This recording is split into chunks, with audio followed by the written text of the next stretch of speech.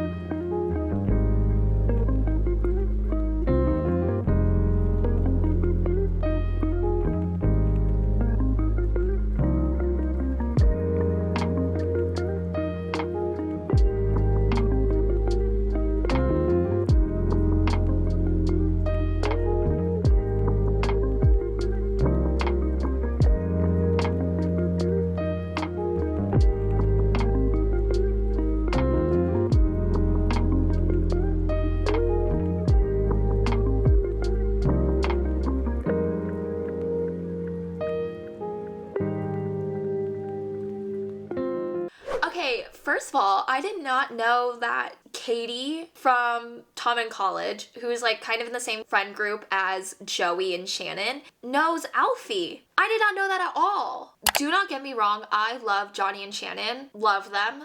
Adore them. However, why do I feel like they're gonna be topped by Joey and Alfie? Off the bat, the banter, the chemistry, the flirtation is just like unmatched. It's so good. And I feel like that is such a 180 from Johnny and Shannon's story, where it was very much a slow burn. There was attraction, but they developed a friendship before. Whereas Alfie and Joey, they have that attraction immediately. Like, he shows up the first day of school and he's like, nice legs to Alfie. Nice legs. Like, coming on real strong there, Joey Lynch. But like, I'm living for it. I love it. So it is the next day. Yesterday I read about 93 pages of Saving Six by Chloe Walsh. I started reading on page like 43 and I ended on page 136. I'm not gonna lie, I probably could have read a lot more, but I read the majority of my pages right before bed, and once 10:30 hit, I just had to be like real with myself and go to bed because I have an early class on Tuesdays, and if I do not go to bed before 10:30ish,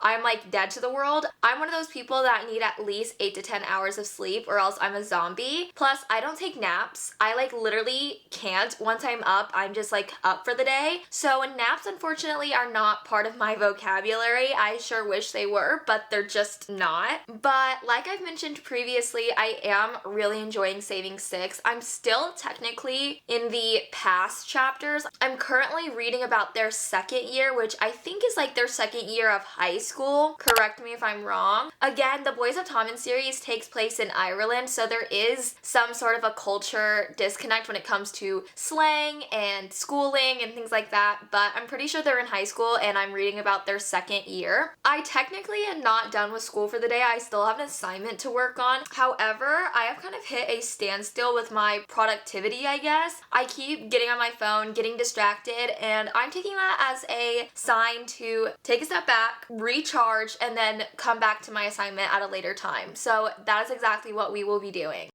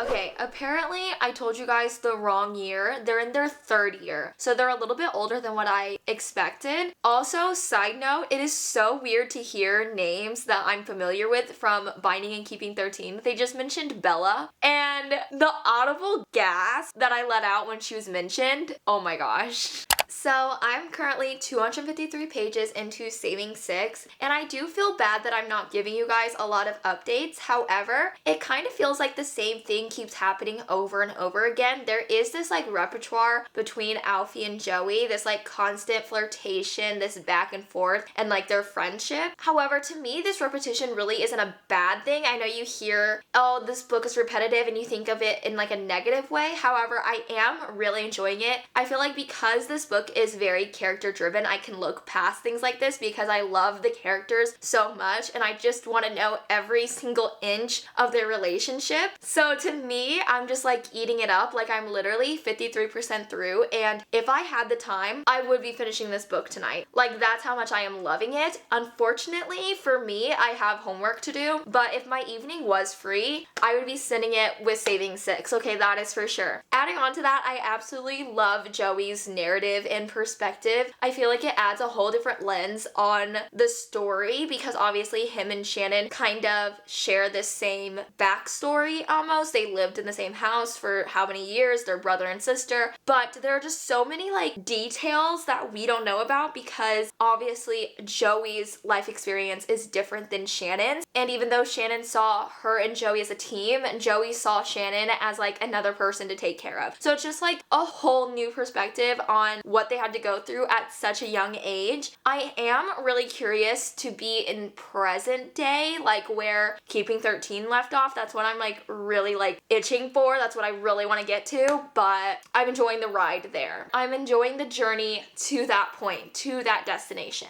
Gibbsy just made a cameo and it was literally perfect. It was literally him to a T. Alfie and Joey were making out at a bar and Gibbsy was there and interrupted them, and it was so out of pocket. It was hilarious. And then Johnny comes up and he's like, sorry about my flanker.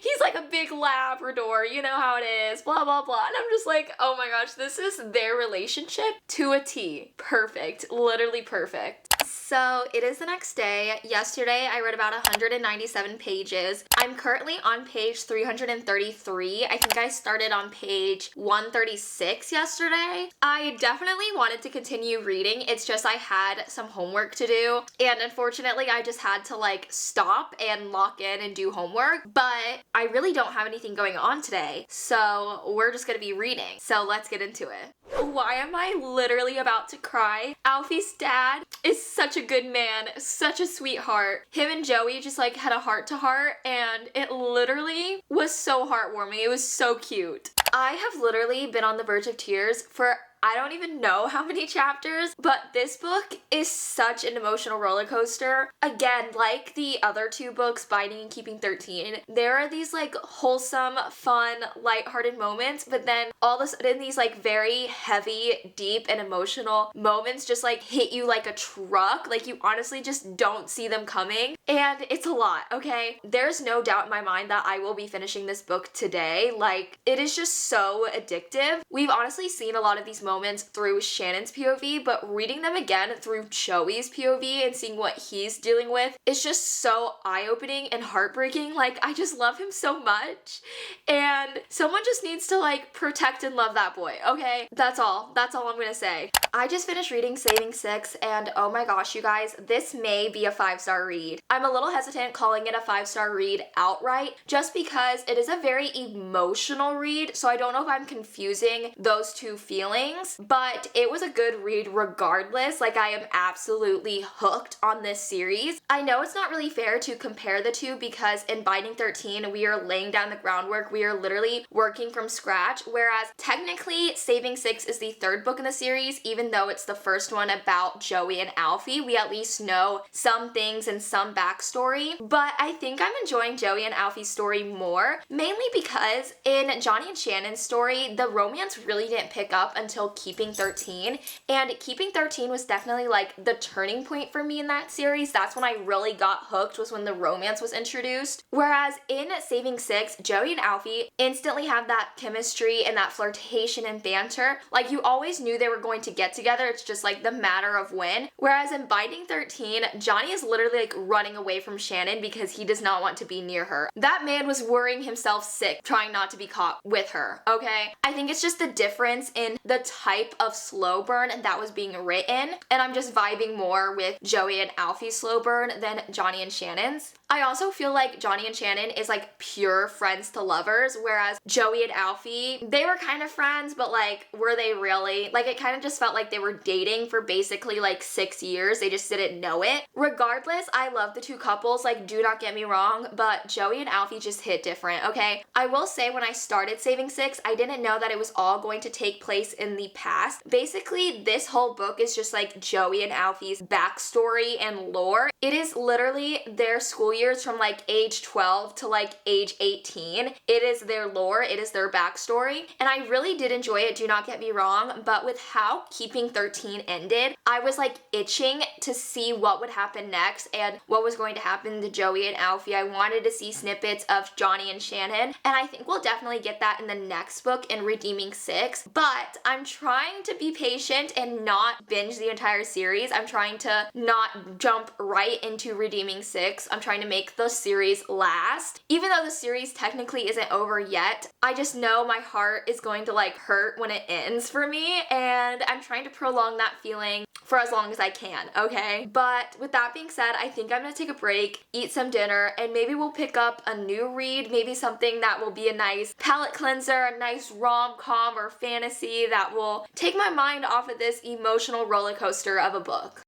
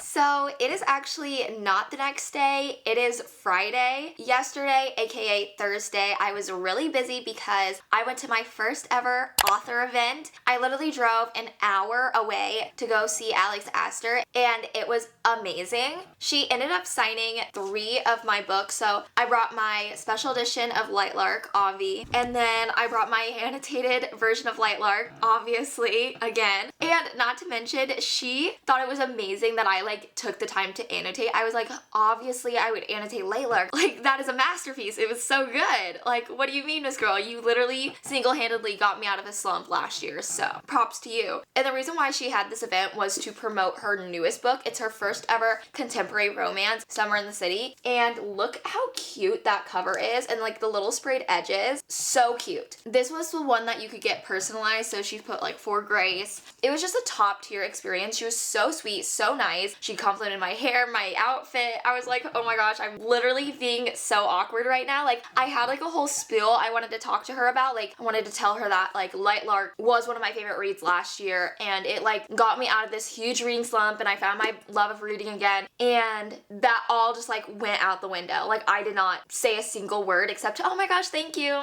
I curled my hair because of today. Like, I literally sounded like a doofus. I'm not kidding. But she reposted my Instagram story. So So that is my flex of the day. Moving on, let's recap Wednesday. So Wednesday, I ended up finishing Saving Six. I read 157 pages. I didn't end up reading anything after I did my fun like little coloring page, which ended up looking so cute. I'll insert like a final picture there. And it was just so fun that I ended up doing another one. So the prospect of reading at all after Saving Six just like went out the window because I was just enamored by my new coloring book. It is now my new hyperfixation. It is just so fun to like put on an audiobook, put on a YouTube video, and just like color. I don't know. It's a fun time. Highly recommend. But the good thing about today is that I have no class. Friday is a no class day for me, so we're literally just gonna read.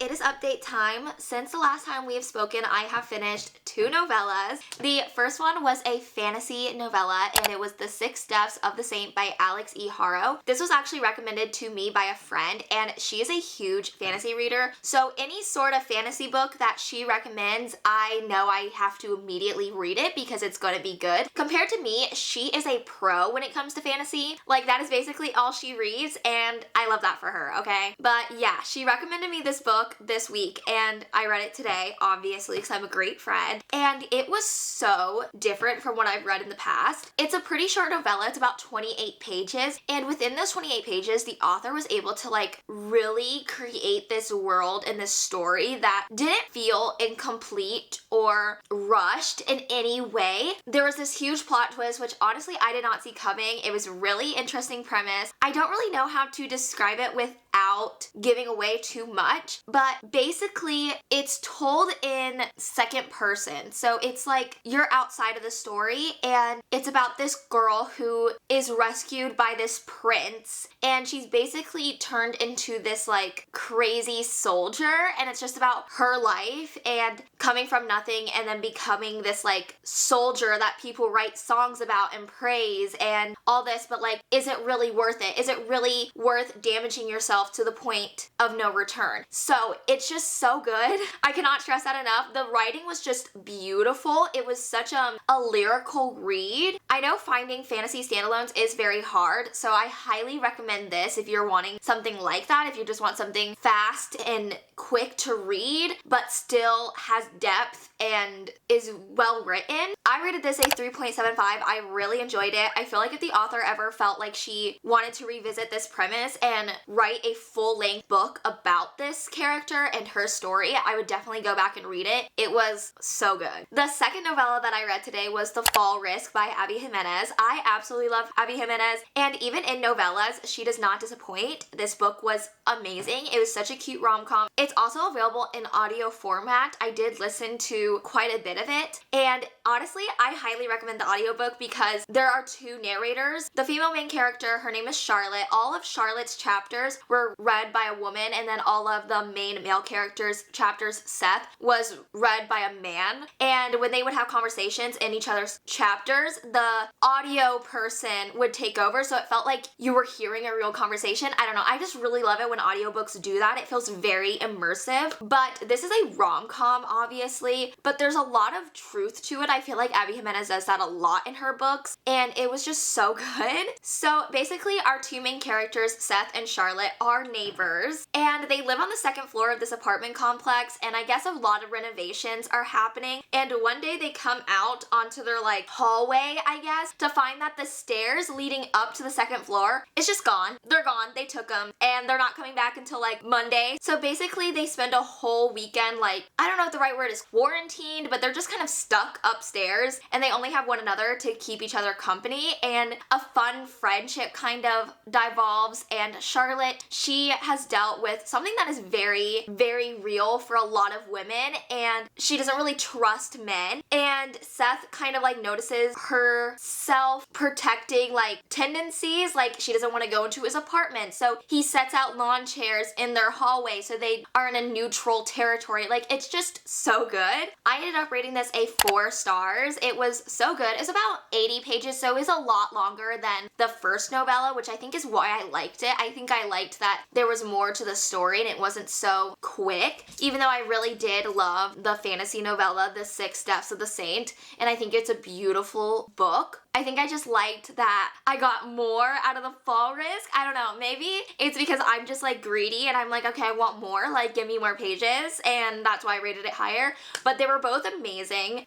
Really enjoyed it. I've honestly haven't read a lot of novellas this year. I feel like I read a lot of them last year, and I just kind of felt like I was almost wasting my time reading those novellas because you don't really rate novellas that high. Like, there's nothing wrong with that. Obviously, you can still enjoy something without rating it like 5 stars or whatever, but sometimes they are really hit or miss, so I kind of taken a time off from them. But I think I may have rediscovered my love of novellas, who knows, because you get so much out of it in such little time. And yeah, moving on, the next book I think I'm gonna pick up is Summer in the City by Alex Astor. This is her newest release. This is actually what she was promoting at the event I went to yesterday, and it is her first ever contemporary romance. I think I mentioned that earlier, but it's a summer romance set in New York City. The main female character, Elle, is a screenwriter, and I think she's going through some sort of writer's block, and I don't know much about the main male character. I know he's a billionaire. I know it's fake dating. I know it's like enemies to lovers a little bit, and yeah, I'm just so excited. I feel like I've been itching to get to this book since yesterday just because I'm still like riding the high of like meeting one of my favorite authors. Like, that will probably be the highlight of my year. I'm not kidding. Is it crazy to say that I'm already hooked and I'm only like 4 pages in? There is just something about Alex Astor's writing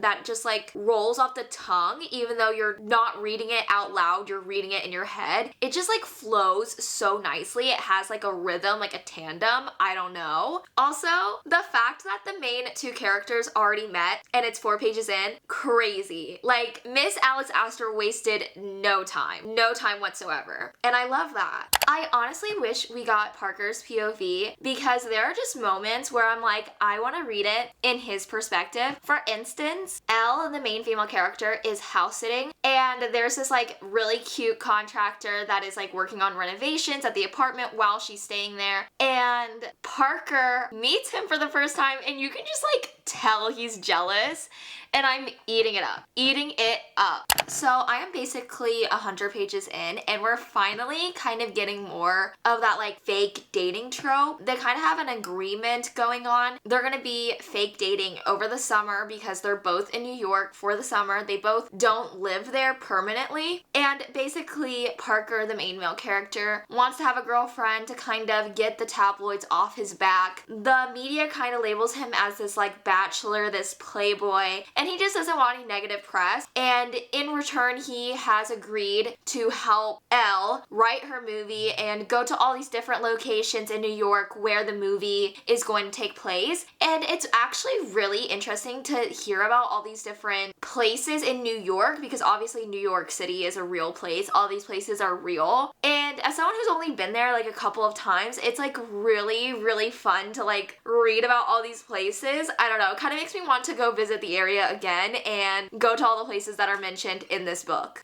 So it is update time. I'm about 40% through Summer in the City. I unfortunately do not have the beautiful cartoon cover on display for you guys right now. I ended up taking off the slipcover because it was just getting so annoying. I feel like this is a universal problem with reading hardbacks. The slipcover just gets so annoying that you have to take it off. And it's kind of one of the main reasons why I prefer paperbacks, but obviously this is a new release, so it is not available in a paperback yet. And I don't want to wait for a paperback to read this, so hardcover copy it is. Going into this book, I honestly did not know what to expect. I obviously love Alex Astor in a fantasy setting. Lightlark is a 5-star series for me, and it's not even complete yet, and I think that just speaks volumes with how much I love her as an author and her writing style and the characters and universes that she creates. Because this was her first debut contemporary romance novel, I honestly just did not know if it was going to be for me, if maybe Alex Astor was just going to be a fantasy author for me, but I think it's safe to say that I love her in all genres. If she ever decided to write another contemporary romance, I definitely would be picking it up, mainly because I feel like her roots in fantasy definitely are showing in this book. Even though it takes place in a real setting like New York City, it almost feels like magical. Like, it feels like New York City is this magical place that I've never been before, and it's just like so exciting and fun and beautiful, and I love that, especially because reading is such an escape for me. And even though I do read about real places and things like that and kind of like realistic scenarios, it still is an escape for me. So I love that she kind of implemented the escapism that you get from fantasy in a romance novel. I don't think I'm going to be reading any more today, even though I really want to, just because I do need to be productive. I have a few things that I need to do. I have a video to edit. So unfortunately, I will be putting this book down for the rest of the night, but you bet your butt that I will be finishing it this weekend. Like, I'm already almost halfway through and it's been a day. Like, not even a full day, like maybe like 3-4 hours. So moving on, let's talk about my reading stats this week. So just to finish off today, I did read 233 pages, which was the most I've read this entire week, which honestly makes sense because I didn't have any classes today, so I literally just sat in bed and read. I have no issue with that, honestly. It was my dream day. All in all, I ended up reading 680 pages. I finished one book, Saving Six by Chloe Walsh, and then I finished 2 novellas. I'm also almost halfway through Summer in the City, so I would classify that as a win. I think it's pretty safe to say that this week was a success. I think I definitely read more than what I normally do just because this week was a pretty laid back week for me. I didn't have a lot of club meetings, not a lot of assignments, no tests, no nothing. But obviously when you're a student, each week kind of looks different. So